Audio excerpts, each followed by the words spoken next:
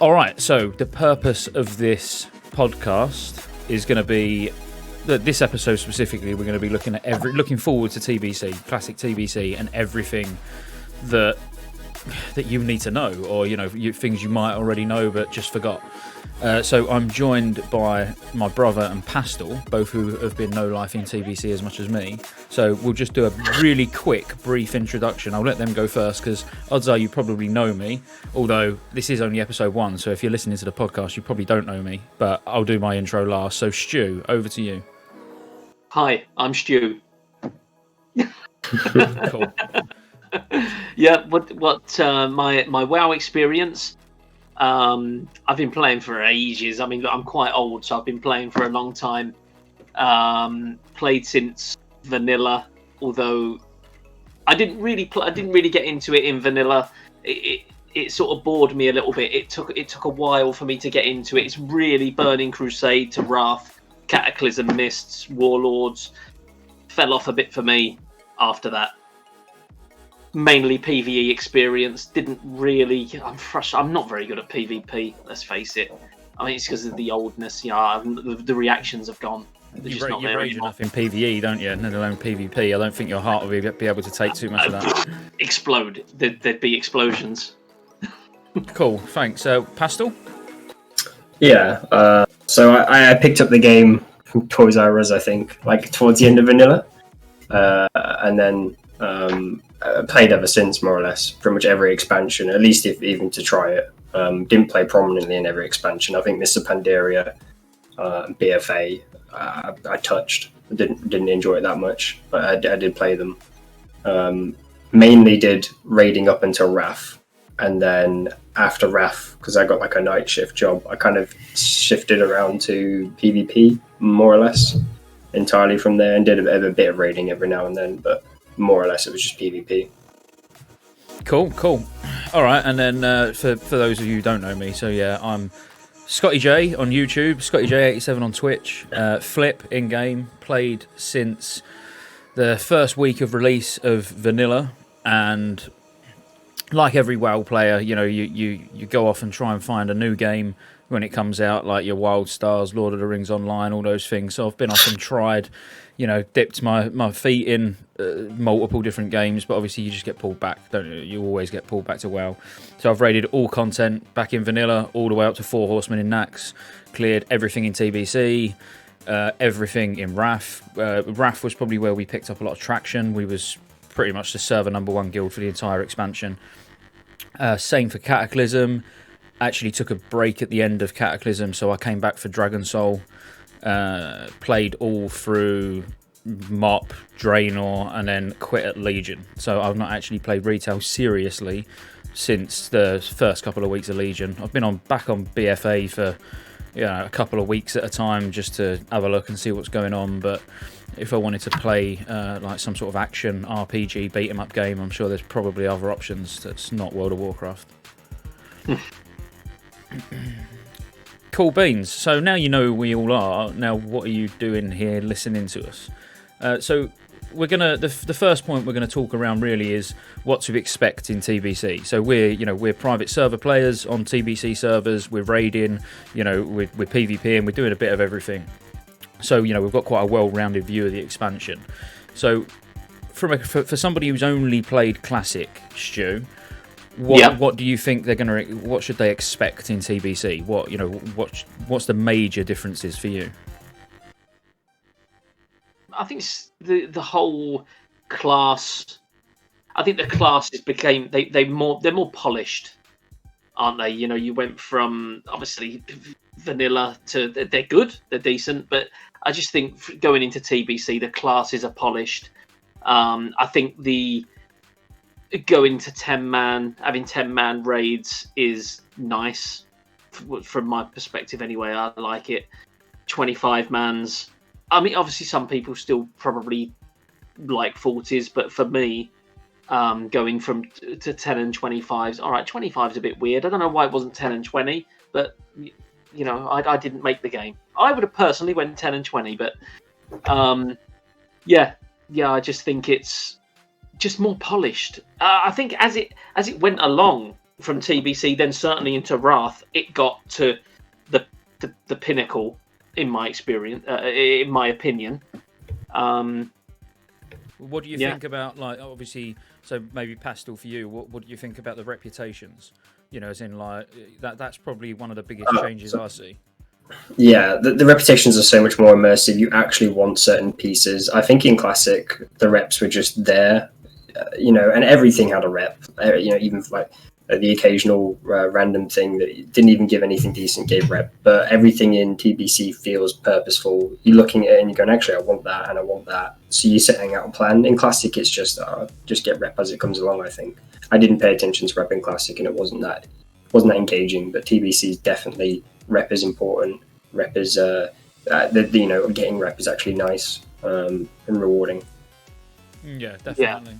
Yeah. Well, I would say it can be quite a complicated, should we call it a roadmap, when you first hit 70. I think when you hit 60 in Classic, it's quite basic what you're going to go and do. It's like, right, I need to now go and do whatever dungeons I want to try and get the pre-raid bis gear, and then you go on your way. All right, there's a couple of attunements, like for Molten Core, Blackwing Lair, they've got their attunements, but I think it's quite simple. I mean, I think the change to TBC is if you want to get into the raids as quickly as possible, and you want to be doing heroics as quickly as possible, I think you've got to be a bit smarter than you are in Classic at the moment. Yeah, I mean, that's one thing to talk about, is like the attunements first. The difference. I think the attunements in Classic were really long-winded, I think, but not that difficult. But in TBC, I think some of them, I wouldn't say difficult, but you had to do a fair few dungeons, and you weren't that well geared, considering. How did you find the attunement for Kara when you were doing the Kara one? Yeah, so the first time, well, it was a learning curve even for me again, because I forgot everything. I couldn't remember. I didn't look it up. I knew where the attunement started. I knew I had to go out, outside Karazhan, do a few rubbish quests, and then you got to do dungeons. But personal experience, when we first started playing, we are playing on an overtuned server as well. We spent 2 nights just trying to get Black Morass done. That's the last part of the quest. So it's not quite as easy as going in BRD to do the escort quest and stuff like that. That's not very difficult in Classic. Whereas TBC, like even Shadow Labs, the first dungeon you have to do is Shadow Labs. Murmur is a party wiper. Do you know what I mean? Yeah, it definitely is. I felt like the ones in Classic where it took time, but it wasn't really that difficult. But this one, some of the achievements in TBC, they were just difficult. The dungeons outright difficult, especially when you're starting out and you're coming in with that green gear. Yeah, I think it's going to require a lot of guild sort of communication and all being aligned in what you're doing. So, for example, we killed Gruul last night. So technically, when we killed Gruul, on the basis we've been farming Karazhan, so all of us should have killed Nightbane. Last night, when Gruul died, everybody in that 25-man should now be attuned to SSC. But, they wouldn't have been, because no one would have thought about it. And looking at Stu's face, he's probably one of them who's not attuned. No! I'm sure I had the quest. I'm pretty sure. That's definitely a no. But, so it's knowing the order that you're going to do things, because, like, Shattered Hall's Heroic, I'll use that as an example. There's 2 different quests to go in there and do. So there's no point going and doing Shattered Hall's Heroic until you've got both. So one's to be able to summon Nightbane, and then the other one is for the trials for TK attunement. So I think it's about just really mapping these things out early. So before you're even 70, think, right, what order am I going to go in? What dungeons can I get multiple things done in at the same time, just to really just cut down the time it's going to take to get attuned to these places. Yeah, definitely. Yeah, I mean, I think the achievements for, like I said, the achievements for the one, they were just time sinkers, but they weren't difficult to do. I think the way how we tackled it, I mean, you were just organising groups to go and do their tunes, getting 2 or 3 people that had done it already and had good gear and helping people out and just tackling through it. That seems to be the good approach. Yeah, it is all about helping each other, and I think in TBC more so than Classic actually. Yeah, I mean, with it being a time sink, did you guys struggle to find people to help you do the tunes on Classic? Because I had people going, that's like 3 days worth of stuff. I don't want to come out. See, I'm lazy when it comes to alts and stuff, so I literally only done the Druid. So I was pretty much a tune in at the same time as everybody else. So, there were groups all over the place. Everybody wanted to go and do the attunement quest, go kill that mob over in Winter, Spring, and all that stuff. Everybody was doing the same thing. But now, I'd imagine it's pretty tough. I've not tried, but I would imagine it's probably a bit harder to get a group without some support from the guild. Yeah, I struggled a bit because I leveled a character up on Horde first, and then when a lot of people were saying they didn't want a Druid on Horde because of Wind Fury Totem and stuff, I leveled one up on Alliance, but this was about 4 months, maybe 3 months or something like that after the hype. I've really struggled to find a second attune group on Classic, just on the Alliance side, because I was like far behind on that character. What else have we got in TBC, Stu, that we haven't got in Classic? I mean, what about the raids specifically? I mean, what are you've raided in Classic, you've raided in TBC. What are the main differences, would you say?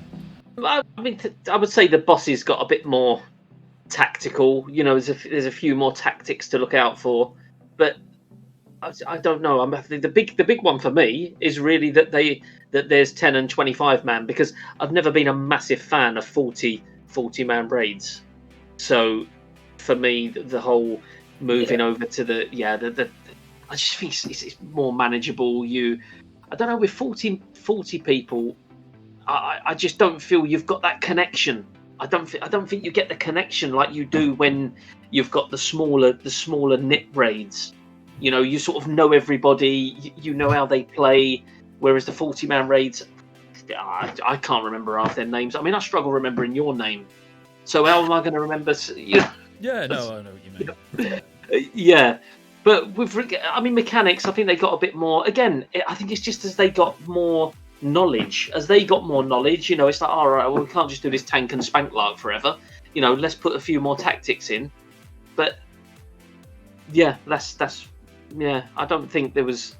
I don't know. It's not a massive transition, is it? Apart from the amount of people in a raid. Yeah. The rest, you're right. The rest. I mean, me personally, I think aesthetically, I prefer the raids. Karazhan to look at, for example. And the music and stuff. I think the raids, they definitely spent more time on, I would say, in TBC. Yeah, I mean, I love Karazhan. Yeah, I mean, yeah. If you're thinking of aesthetically, then I've always loved Karazhan. It's one of my favourite raids. Yeah, I'd say that the boss fights definitely felt different. You couldn't just run like through Molten Core. I think you could probably consider the first 5 just tank and spanks, whereas you're going through Kara, every boss feels different. Yeah. When you're doing Morrows to when you're swapping over to Maiden, completely different. Kettle of fish in terms of how you're going to achieve it. It's more on the healers to do a certain thing, and then in terms of getting in and getting out for repentance and stuff like that. Whereas the Morrows thing is about people managing their health and stuff, and managing CC on the ads. It's completely different.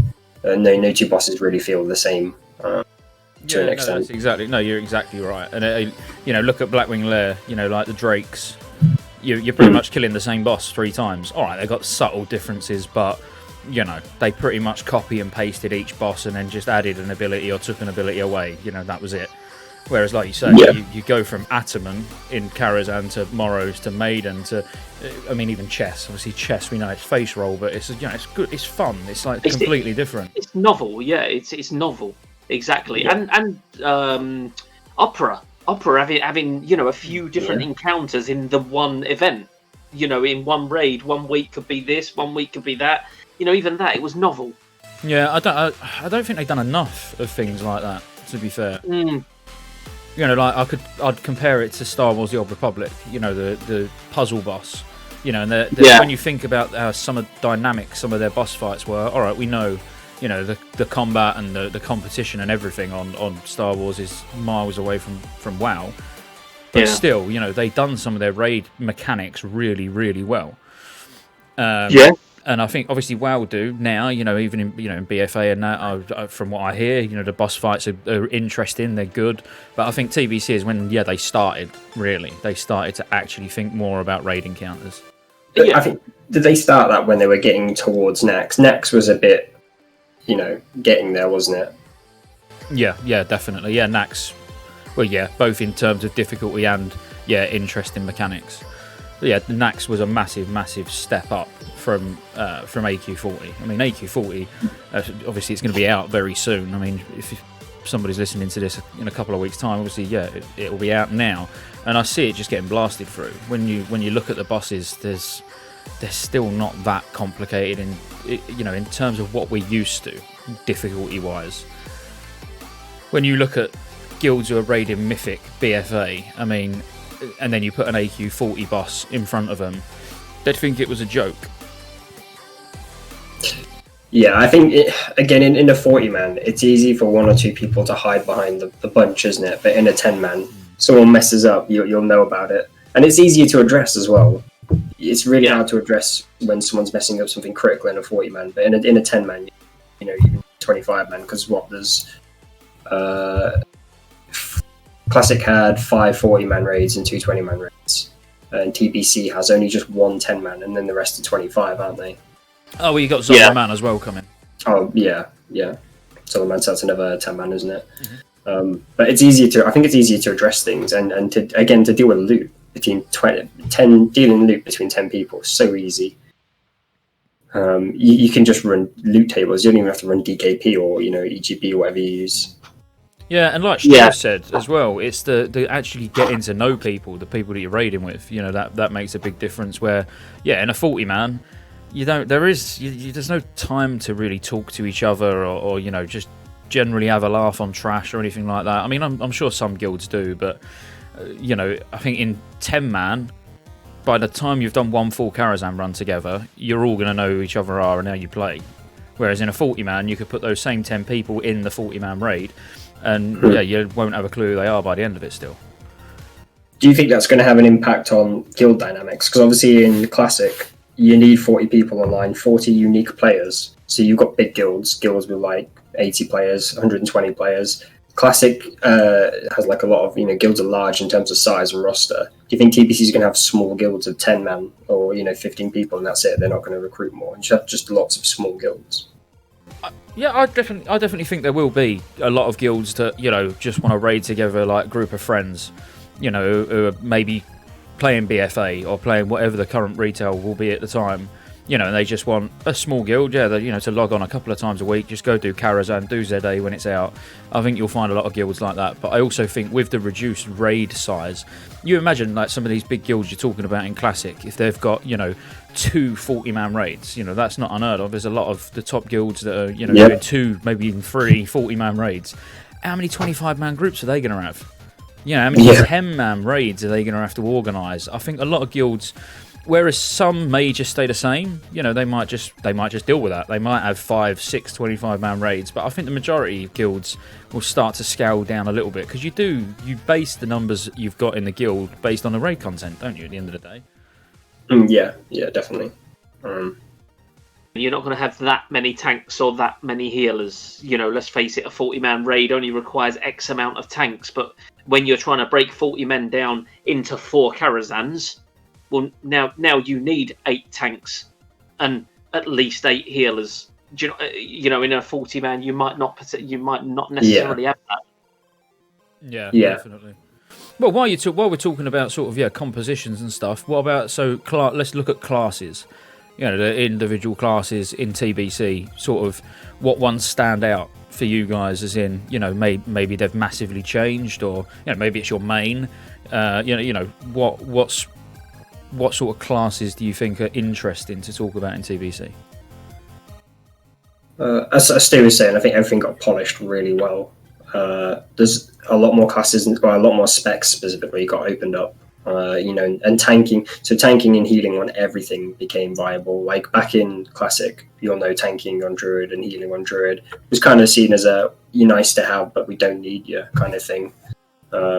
Now it's like everyone's useful. Everyone has their own unique gimmicks that they bring to the raid. Everything got polished out. Everything feels nice to play.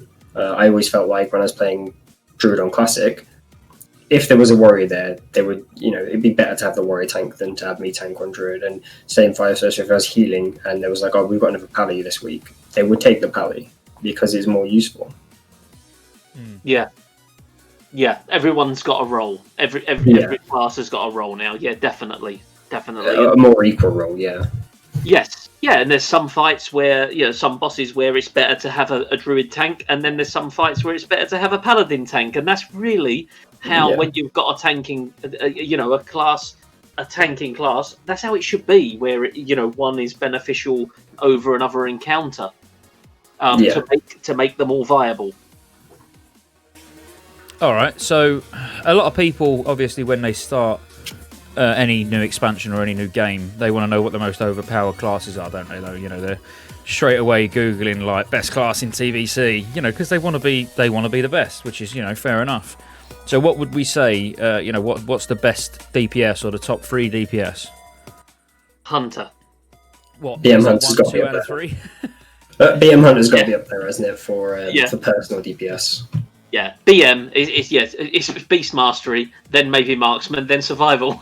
That's 1, 2, and 3.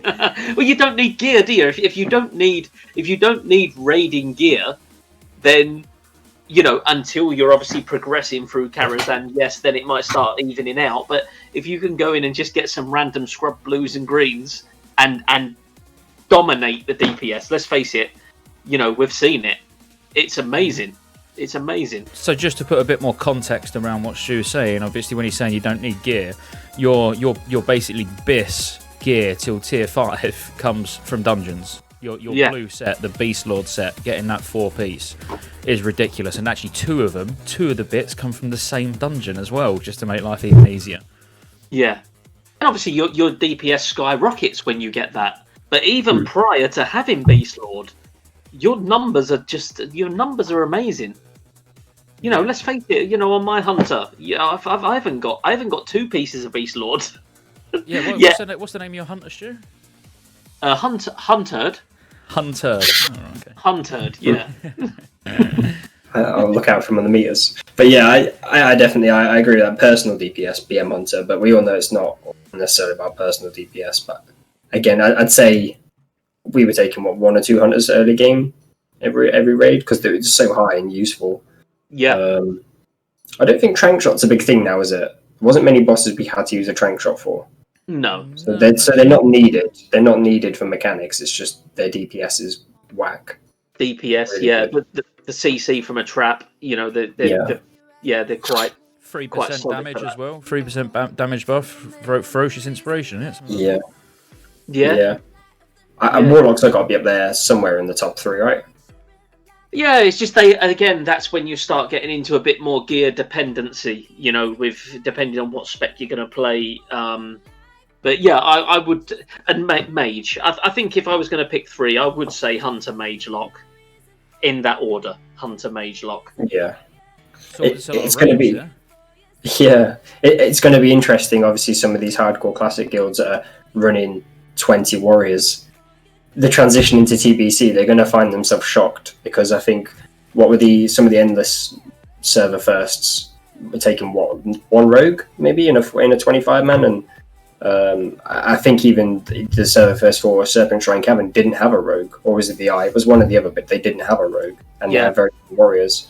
So I think a lot of people or guilds that are consisting of 50% warrior and rogue participation are going to be shocked when they come into TBC and realise they've got to change something up. Not have to, but it's going to be difficult if you're just running such one-dimensional compositions. Well, I was talking last night to Dr. Cow, who's part of Get Carried, which is like pretty much the best guild on our server. And I'm pretty sure he'll probably shoot me if I get this wrong, but I'm sure he said on their KT kill they had 9 warlocks. Wow. It was either 7 or 9, but I'm going to say 9 because that's going to sound better than 7. But nine warlocks out of 25 man. So now let's say they had 6 healers. So they've got 9 warlocks, 6 healers, and let's say 4 tanks. Or let's say 3 tanks. There's not a lot of room left for any other DPS, is there? Yeah, like 6. No. Who was the other 6? Well, the warlocks are going to need a shadow priest. It's as simple as that. You're not going to bring 9 warlocks and not have a shadow priest. So, that's 10. Let's say that's 10 DPS spots gone. It's crazy. And we're going to have a lot of that. But like Pastel said, the guilds are going to have a big shake-up because we're going to be going from, having ridiculous amounts of rogues and warriors to now not really needing them. You know, they do decent damage, don't get me wrong. You know, they'll be able to keep up, not with Hunters early game, but not with Warlocks on AoE. But, you know, they'll still be able to do reasonable damage, but they're just not required. You know, taking melee in TBC is just punishing more than anything. And I'll use, even if we just use 10 man as an example, look at Maiden. How much problems you have with Maiden just by having one too many melee. You have to switch up all your tactics to be able to kill her. Yeah. I mean, it's the same for Prince, isn't it? I'd say melee definitely have a harder time in TBC than range. Definitely. Yeah, 100%. So, alright, so we've said, so top 3 DPS, we're going to say, not exclusively, but Hunter, Warlock, Mage. I mean, obviously, there are... so I'm not going to disagree with you. That's a good top 3 choice, but I'd have put Elemental Shaman up there. I was just going to say that. Yeah. I was just, I just thought, Elemental Shaman. And let's face it, when you don't need that much hit rating... Yeah, exactly. Yeah, we totally forgot about that. When we bought Deacon in, and he was in his greens, I was really shocked to see him in the top 2 so consistently. Well, we've got Great Grey now, and Grey absolutely. Well, I'm pretty sure he was top on Growl as an Elemental Shaman. Oh, I really need to wee. I'm gonna have to come back. It's the beer. I'm sorry. I'm gonna pee my pants. I need to get a little bottle catheter. Well, while he goes and empties himself. So we've done DPS, so let's talk tanks. What would you say sort of the top tank is to be in TBC? And you are a tank, aren't you? And you're Druid, so you're probably going to say Druid. Yeah. Well, I think early game has to be Druid, because again, going back to the point on some of your videos, you mentioned defense cap as a thing and how easy it is to get defense cap. You're talking probably a couple hundred gold, maybe 1,000 gold to get your defense cap on Druid. Mm-hmm. Other classes are going to find that difficult. Other classes are really going to, I mean, the Warriors and the Paladins they're going to find it a little bit more challenging, maybe a bit more expensive, or have to grind some dungeons or spend some time to get that defense cap. Druids don't need to. It's already there, and a lot of the hits there already as well. Again, they're not too difficult to play. They don't have many major defensive cooldowns, so you're just relying on good gear, really, and it starts out pretty well. So I'd say, in terms of easiest to jump into raids, or at least to jump into Kara to start off with and stuff, and heroics, Druid's got to be up there just because of how easy it is to get started. But I'd say they do all kind of equal out. There's a few fights where Druid and Warrior take precedence over Paladin, and then there's a few fights where Warrior and Paladin take precedence over Druid because of the way crushing blows work. Because crushing blows is still a thing, and they punish Druids hard, but not as much as we thought. Well, you've really spurred me on to a different way of thinking, actually, because if we go back to the previous conversation we was having around, guilds having ridiculous amounts of melee, I could probably see in TBC a massive influx of prop warriors, because they're all DPS at the moment, and they're going to get into TBC and realise they're not getting raid spots, and they'll all probably just go protection, which it's a great thing to have loads of tanks, but we could actually be in a position where there's too many tanks. I think, prop warrior is a great tank as well. I wouldn't say it's going to be a deal breaker having lots of prop warriors, because they are great. Providing they get the gear, they'll have no end of spots. Some of them might split off and find different guilds, because you can't take 2 prop warriors to everything. They struggle for the AoE, don't they? You need a good mix. Yeah, definitely. So Stu, what would be your favourite tank in TBC, or what do you think is the strongest tank? Obviously, I would be saying a strong AoE tank, which is inevitably the Paladin, but then single target, like a single target tank. I would probably say Druid. Yeah. Over Warrior, even though I know Warriors are nice, they've got a great toolkit. But yeah, I would say Druid. I would say Druid and a Paladin for AoE. Personally, you're quite good at tanking on your Warlock sometimes. So that's not a bad option. on AoE packs, that's pretty much all he does. He exclusively tanks on his Warlock. I just die a lot. That's the only thing. Warriors and Paladins probably have a bit more sway over it because they've got bigger toolkits, right? Yeah. And crushing blows are a thing. but they're not, from tanking Prince, and I was a bit apprehensive to do it. I don't think the crushing blows are as bad as I initially thought they were. So maybe it won't be a big deal. Yeah, that makes sense. What about somebody on the streams actually asked a question about, and I've not got the answer, so I thought maybe one of yous know. So when a paladin, like, they're asking if in TBC they've still got the issue of when they're casting not being able to block. So if they use an instant cast like they judge or something like that, then because they're considered casting for that 1.5 second, like probably maybe for the GCD or something like that, they can't block. I mean, I've not actually heard that before, but is that still an issue? I've not heard it, and I've also not seen it being an issue. I've never seen our paladins just drop from 100 to 0 because they've cast a judgment and there was like a 1 second, parry window or something, or a block window. I've not seen it, so I can't say, even if it is a thing, I can't say it's going to be an issue because I've not seen it or witnessed paladins just dropping from 100 to 0 from casting stuff. Unless they're called peri, then it happens frequently. Yeah, because you got to imagine. Yeah, because there's times when I know that Perry's been trying to cast Holy Wrath. Is that what it's called? The AOE. Yeah. Yeah. You've got Exorcism and Holy Wrath. I know when he's been trying to cast that. So technically, that would come into it, wouldn't it? So surely he's getting spanked really hard. But I don't really. Yeah, that would make sense. Yeah. You can't block whilst casting, but I think in terms of the instant casts, I don't know if there's a 1 second global window where you can't parry after. I don't think that's a thing, but I think definitely during casting, I know you can't block whilst you're casting. Yeah, that would be my gut feeling on it as well. But like you both say, it would make sense. Yeah, and we've never actually seen a paladin die that quick because they are quite sturdy, aren't they, in TBC? Yeah. What about healers? So what's the best healer? And don't say me. I like having the toolkits of priests, but I've got to say, paladins, having a paladin on there, from a tank's perspective, if I've got a paladin, I feel a bit more secure because they just pump heals and it's not a problem. Nice big heals, you're getting all. Going back slightly, so we just add clarification that you shouldn't judge when a boss is about to auto attack you because judge is a spell, so it's counted as a cast, therefore you can't block. Okay. So you should always judge after an auto attack, basically. Right. Okay. Yeah, I knew Perry was doing something wrong. It's Perry. You just told us. He knows he's doing it wrong. He doesn't care then. He openly admitted he's doing it wrong. He's doing it in spite of you. He wants to give you a challenge on your healers. Yeah. So right, back to the healing though. So what would be your favourite healer, Stu? My favourite healer. Well, I'll be honest with you. On the basis that I can't say you, it's really I'm scuppered. My favourite healer. You're on about class, aren't you? You're not on about. I'm not trying to be. Yeah, you haven't got to say TJ. Yeah, favourite class. Like, what do you think puts out consistent numbers? If you was making, let's say you was just making a dungeon group, what class healer would you if you could choose any, which one would you take? All of them are equal skilled, equal geared.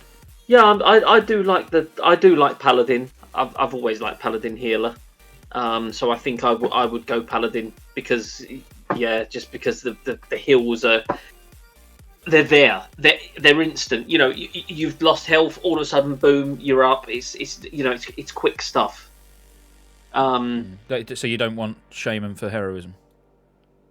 Oh yeah. Well, we're not talking about toolkit, are we? I mean, if we are, then all comes into it. Oh right. Well, if we are talking toolkit as well, with everything considered, I think I would go priest. Always. Good answer.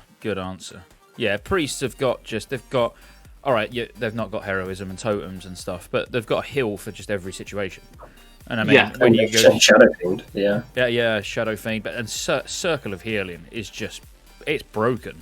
It's like literally bonkers. I've only changed recently from IDS to Circle of Healing, and it's just ridiculous in dungeons. You can just top the entire group off in like 2 casts, which are instant, by the way, and cost next to no mana.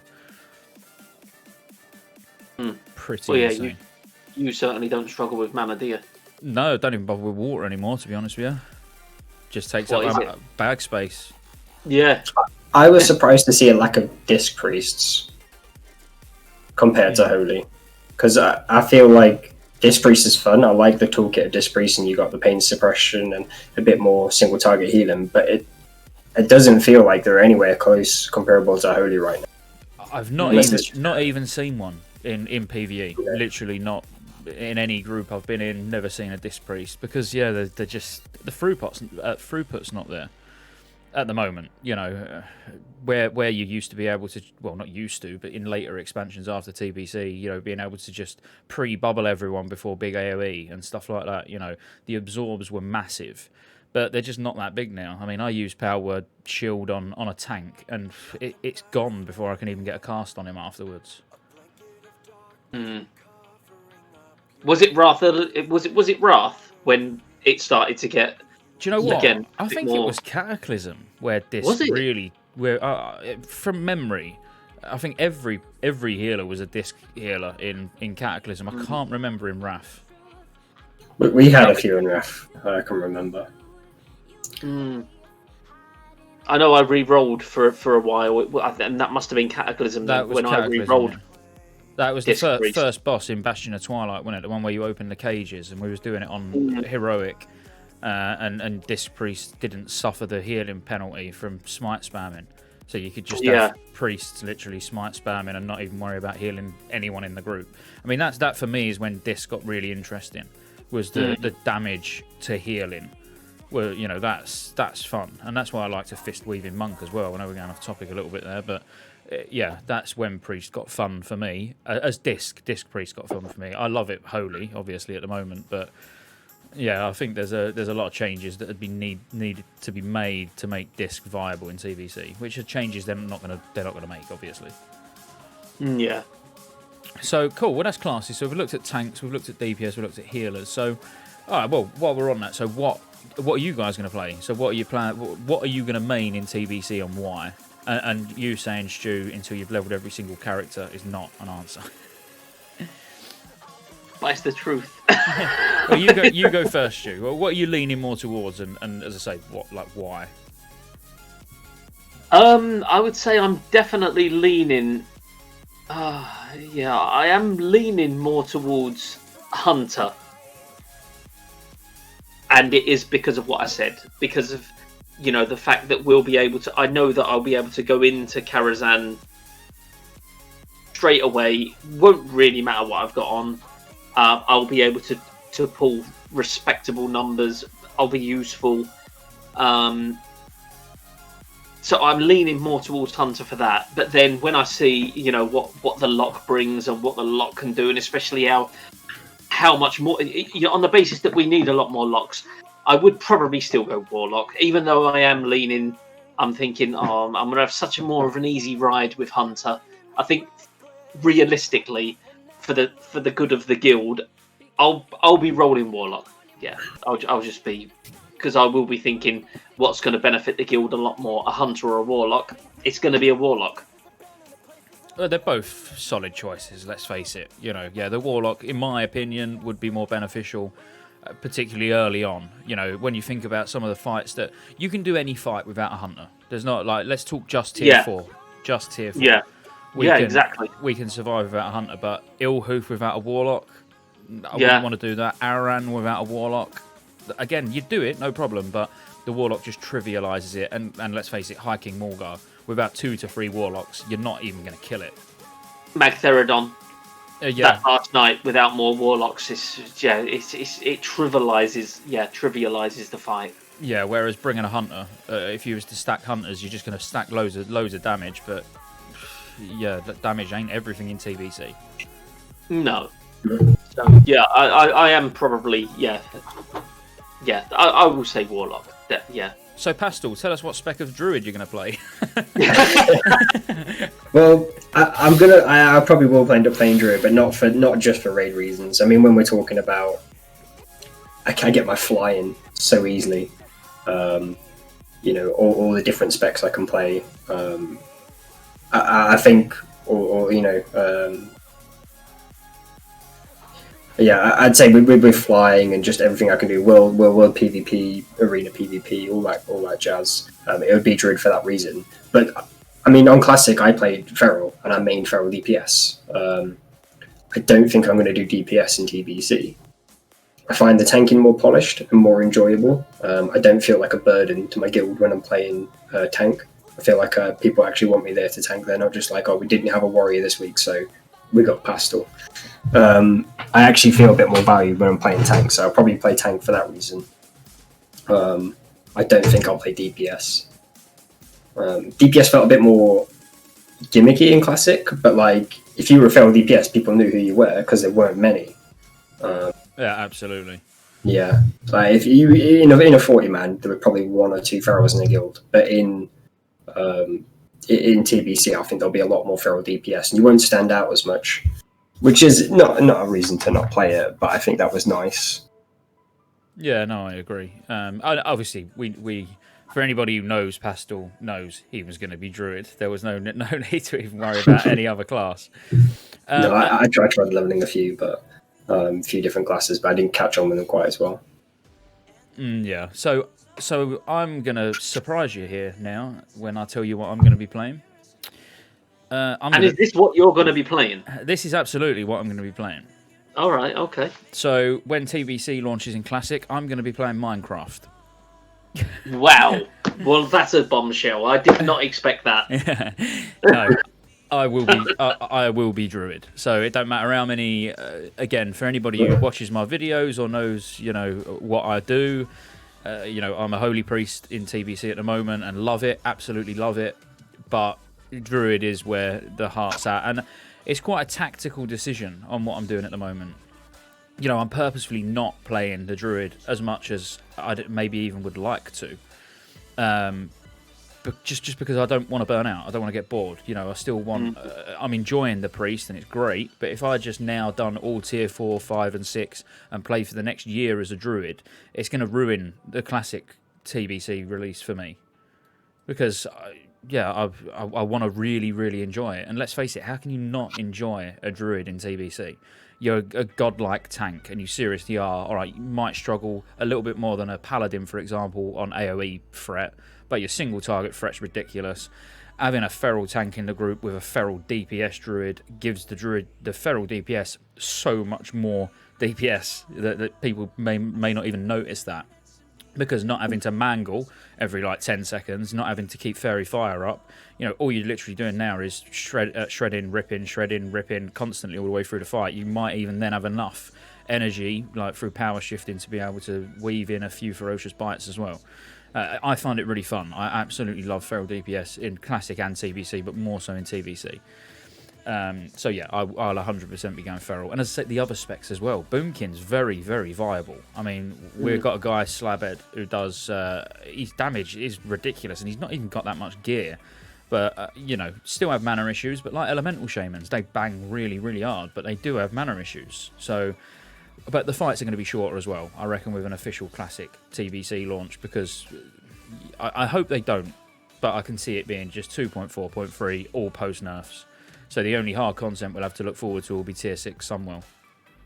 I hope it's not like that, but that's the lazy route which I can imagine Blizzard will do. Well, yeah. What do you think of the fact that, obviously, I'd say Classic, we're probably 70 to... I wouldn't say 70-40, probably 60 to 40 Horde to Alliance, right? Yeah. With the introduction of the 2 new classes... I think Alliance came out a lot stronger than Horde, without a doubt.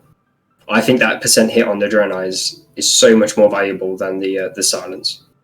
I don't know if that will sway the numbers around, or if people will start leveling Alliance in advance, but you're going to see a lot more PvE players playing Alliance, I think. Mm-hmm. Yeah, no, I absolutely agree. So we've got a question before we move on to the next topic. I just want to put a question out there. So, what do you think? This is from Die on the stream. What do you think the transition from Classic to TBC will be like compared to the transition from Vanilla to TBC? So, what do you think is going to be different this time around?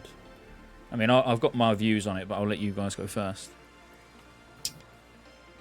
I think that the leveling think will be a lot more easy. I feel like everyone knows the roots of leveling. You go to Hellfire Peninsula, you go to Zanga. It's quite, I wouldn't say it's exactly one-dimensional, but it's quite linear.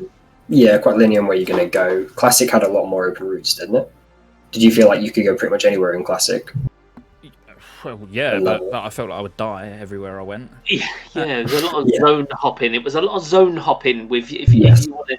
Yeah, in Classic. Whereas this is more. It is more linear. It is you go here when you get 62 or something, you can move on. You know, get to 64, move on 65. Let's face it. TBC is where they done the leveling right. That's when they actually really made leveling how it should be, where you go around and do quests. I mean, from someone who's trying desperately to level a Warlock on Classic at the moment, and I mean, I'm hammering through the levels. Don't get me wrong. I'm 12.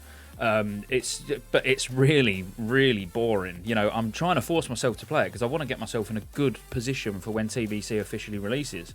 You know, I want ults with alchemy. I want an ult for PvP, which the Warlock will actually be an ult for PvP. But by the way, Feral Druid in PvP in early seasons on TBC is going to be amazing. Absolutely amazing. They're so strong. But still, I'd rather play on a Warlock and just, go SOSL spec and run around dotting people and never die. But I'm struggling. I'm really, really struggling to actually do the leveling on Classic. I want to do it, but it's just, an hour to 2 hours a level when you're just running around questing. I'm not getting boosts. I don't want to pay for boosts. I just want to do it how it's meant to be. But it's so slow. I think the way Classic is at the moment, like going back to the saying there was so many zones, you could zone hop, and everyone was quite spread out. World PvP didn't seem that bad when I was leveling on Classic. Now, World PvP and TBC is going to be a nightmare because everything is so close together. I don't see how it's going to be viable to level in the early days when World PvP is a thing. Yeah, I think you're right there. I mean, we did a PvP. No, it was a PvP server, wasn't it? But I didn't run into too much trouble. So that'll actually fall really nicely into the last topic before we close. So, I've done a video on this on YouTube about how I think Blizzard are going to release Classic TBC, like what they're going to do. But we'll have a go each year. So let Stu go first. Like, how do you think they're going to release Classic TBC, and how would you want them to release it? So a little bit of that PvP stuff that Pastel's talking about there could fall into this, because maybe we're going to have ridiculous amounts of layers, like we did when Classic launched. They're going to have to. They're going to have to layer the worlds massively, because otherwise no one's going to get out of Hellfire Peninsula. No. Yeah, certainly not.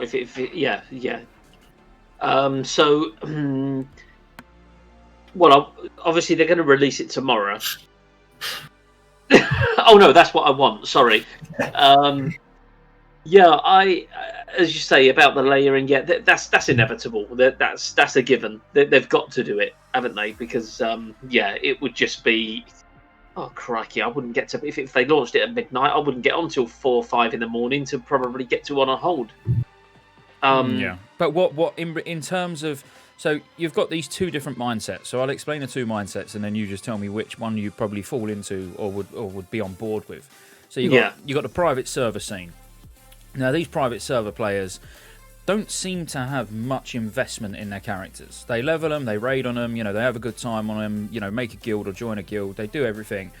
But the fact that they just couldn't care less if they lost their character tomorrow, because they're just waiting for the next fresh server. The next server that's going to come out, which on the 25th of July, obviously we've got Karazhan releasing. Loads of people already are planning to just ditch their character on Endless and start again from scratch. That I can't get that mentality.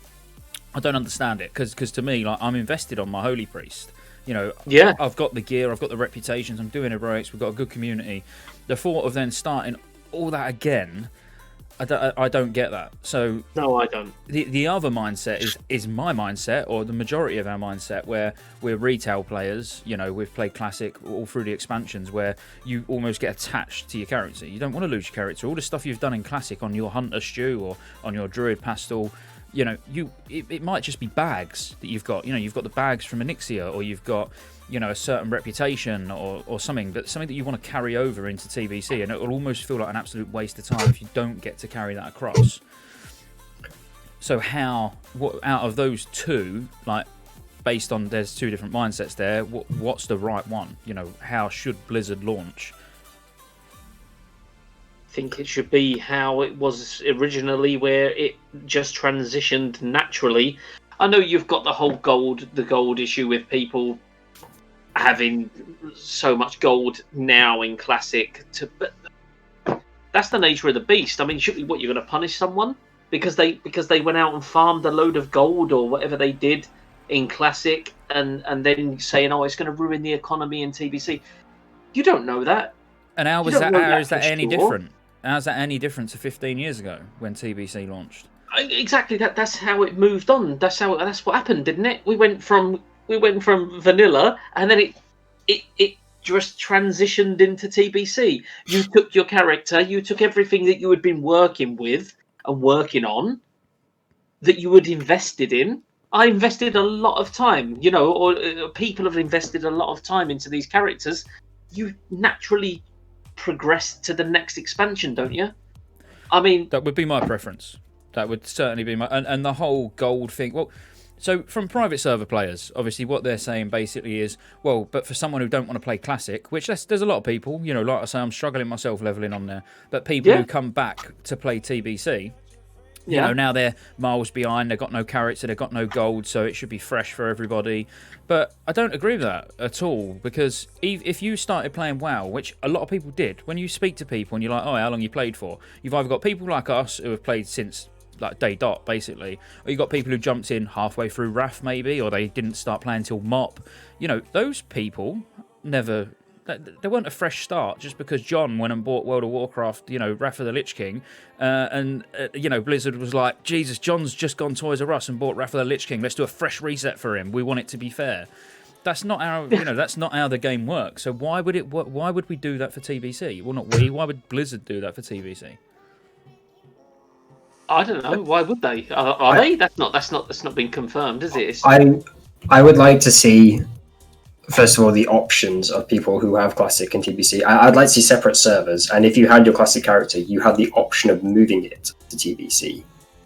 I don't know whether you should keep your Classic one at that point, but you at least have the option. So if you wanted to just continue playing Classic, I think the option should be there. I don't think they should just turn your Classic server into a TBC server, because then that's people who want to just strictly raid Classic are screwed. The specs changed, there's so much change. Even if the leveling, even if you stayed at 60, in a TBC expansion, all the specs change and the game changed completely. So I think having the option of saying you're going to be moving from one to the other is a nice thing, because people who still want to play Classic, and there will be a few, not as many, but there'll be a few people that want to actually move to a TBC server. And then with that, you can kind of spread the characters out a bit more on different servers. You couldn't just have like two massive servers like I couldn't imagine trying to level TBC on Feralina US or I forget what the popular one on EU is called. But I couldn't imagine trying to level a character on there when TBC hits from 60 to 70, or even from 170, because it'll just be overpopulated. I think having the option of going to a new server. So when TBC releases, they're saying these are the 20 servers you can transfer to, and you can take your Classic character to that. What would you like to do? I think that's a good option, or a viable option.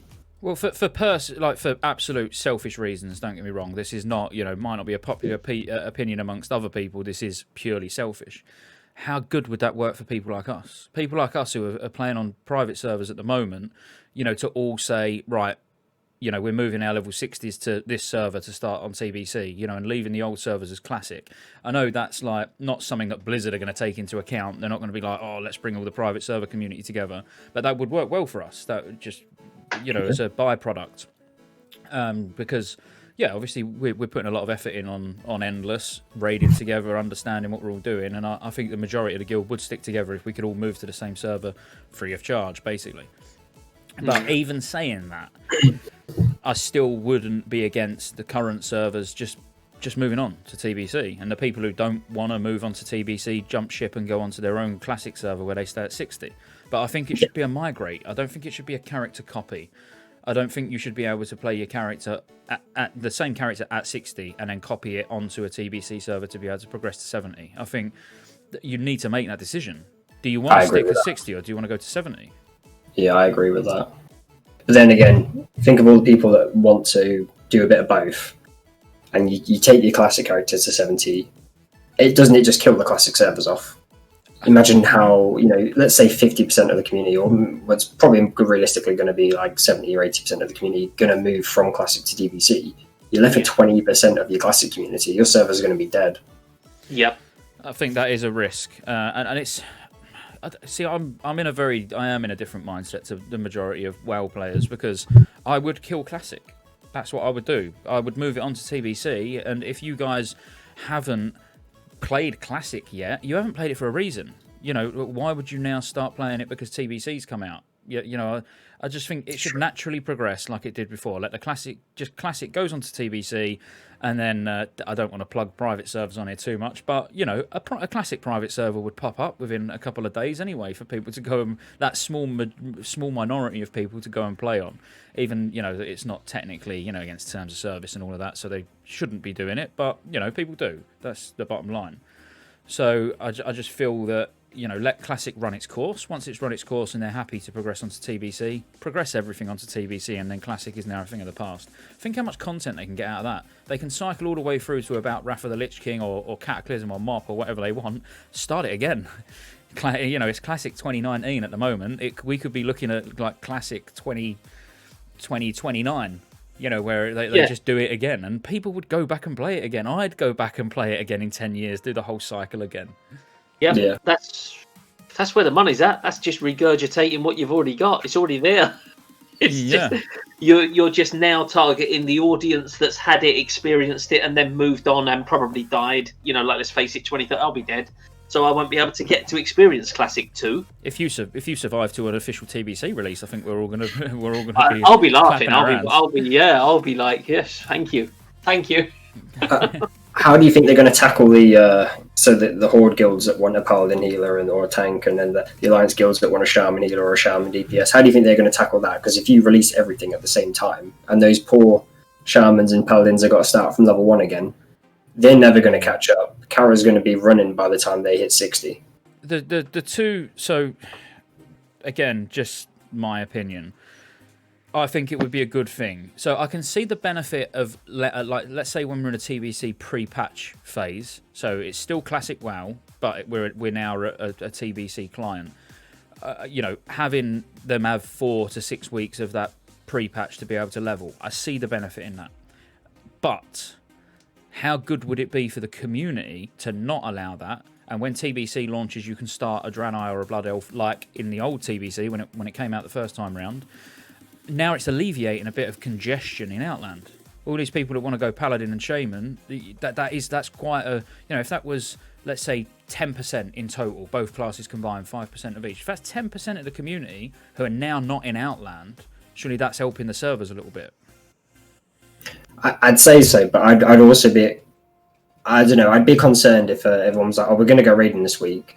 I know you're not going to be at 70 for the next sort of 3 or 4 weeks. There might be a spot for you, but can't guarantee it. I know because you're going to be the first Paladin or the first Shaman in the group, it's probably likely you're going to be taken, and you're almost guaranteed to get the 25 man at that point. But I think for a new player, I say so TBC's just hit. You want to be in that first raid, and you're damaging those chances if you decide to level a new character on the release. Yeah, no, I agree. As I say, I see both. I see, benefits of both and the negatives of both. Like, what do you think, Stu? How should they do it? Let's face it. If they, I think it should be at launch. They start from scratch. I don't think they should be given 2 weeks grace. It is essentially a new game for that class. I honestly think they should just have to do what they've got to do, get through it, suck it, undo it. We know that, the people, obviously I am going from the community that we've got and the core that we've got. But we know if TJ said, I'm going to start off scratch, we know as soon as he gets to 70, we're going to help him out doing whatever he's got to do so that we can get him in raids. I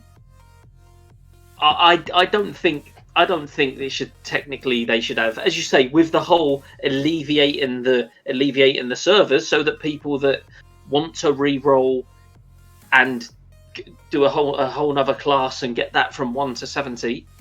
Brilliant. brilliant if you're going to do that. But I think that's how it should be. I don't think they should be given any time to sort of catch up prior, because that's not the game. The game is when it's launched, it's then fresh. Mm-hmm. Yeah, as I say, I see, personally, I see both sides of the coin. Me personally, I'm with you.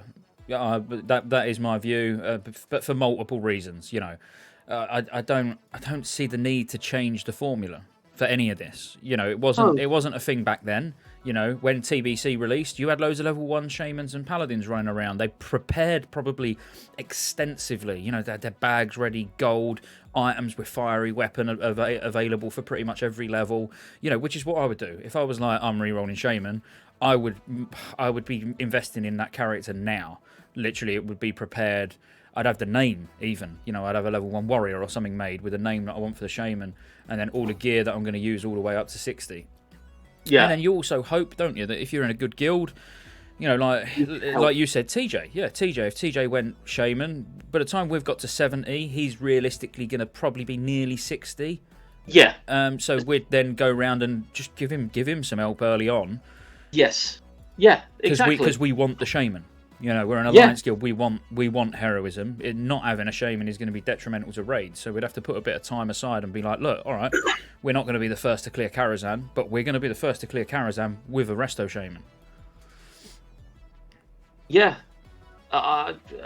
You know, as nice as it may sound to say, again, this is obviously only our opinions, isn't it? You know, I mean, as nice as it would be to say, yeah, okay, give them 2 weeks, let them get up to 60 where everyone else is, and then do it. But yeah, I think that adds to it. I think it shows a lot of commitment that someone would willingly say, no, I am that committed to playing shaman or a horde paladin that I'm willing to start from 1. I mean, yeah, that's big. No. That's big. Again, yeah, we're all going to be in different boats. Sorry, go on, Pestle. I was going to say, like, obviously on Endless, we've got the faction balance is so leveled out because of the way that the leveling is and the incentives you get. But do you think people are actually it's going to be a fair faction balance if people have to level up their shamans and paladins from level 1? And do you think it's actually going to change? Because at the moment, going back to it again, it's probably 60-40, maybe even 70-30 on some servers for horde in favour. Do you think that's actually going to change in TBC? I think, as you said, with the whole, I think that 1% racial, I think that will hopefully change a lot of PvE. Obviously not PvP, it won't make a difference, but for PvE guilds, I think that's a big sway, to be honest with you, that 1%. Because we obviously get all the incentives on the private, don't we? They do a good job of balancing it. I don't know if Blizzard could actually do something like that. I don't know if Blizzard could replicate that sort of incentive to keep it that balance, because I really like the way that Endless does it. They keep the balance really well and they manage it really well, but I don't think Blizzard even have the intelligence. Yeah, I don't think they have the authority in that sense. You know, people are more invested in their characters, so if people are being told, "Oh no, you can't do this because you're horde, you don't get this free map because you're horde," I think people are going to go and riot. They're going to put their arms up. So. Well, I want to just raise one more, because we're closing in on the hour anyway now. So I just want to raise one more elephant in the room while we're talking about faction balance, and then we'll close it there. So I understand, what we're saying, that a Draenei racial is arguably better, but what about all the paladins that are playing on Alliance at the moment and then do a horde paladin purely for Seal of Blood? Because Blood Elf paladin, if they keep it the same as it was before, where horde gets Seal of Blood and Alliance get Seal of Vengeance, Rep Paladins on the Horde are going to be doing far more damage. Like it's noticeably different. It's not minor. You know, how's that gonna have an effect? Should Blizzard give both factions both seals, or do they keep it the same as it was before? And now we've got a bit of a problem. It's a tricky one because, like I said, on Horde. On Classic, I leveled a Horde Druid first, and because they were saying, you can't get Wind Fury totems, so you're not going to hold as much aggro as a tank, and you're not going to do as much DPS as our warriors and rogues because they got Wind Fury. I was kind of screwballed into a sense of having to level an Alliance character. If I had the same thing on TBC, whereas I wanted to play 1, but then I was like, I have to do this to be keeping up with the curve, and and playing with everyone else, or at least feeling like I had a good chance of standing with everyone else, and having to level a certain faction. It did kind of, it wasn't very fun having to start my character all over again because the game says this is the way it is. I'd like Seal of Blood to just be across the board for everyone, but I don't know if that's possible. What do you think, Stu? I think they will. I don't think they'll change it. The reason I say that is because we've all known for a long time that the racials on the Horde is what attracts people to Horde. Now, if they don't know that by now, the bosses should really have a go at the people that are doing this stuff and say, "Oh, come on, fucking balance it out a little bit, will you?" Yeah. If they don't know that by now, then they're certainly not going to go into TBC and go, "Right, that's how we had it then, so keep it the same." Because that's what people want. Yeah, they won't try and learn by the mistakes, which is... See, I think they've been given a second chance to take what they had and reinvent it, but at least tweak it. At least tweak these things. I mean, all right, you can just put it out again and just regurgitate it, make money, if that's what it's all about. But you know the things that are wrong. Yeah, like So you would say, you- it's a second chance. Exactly. They could potentially get everything right in all the expansions that they got wrong along the way. You know, it's the chance to take their learnings and... Yeah, all right, it's going to take a bit of work, but there'll be things... And these people who are saying hashtag no changes and all that, yeah, I think there's certain changes that everybody would welcome.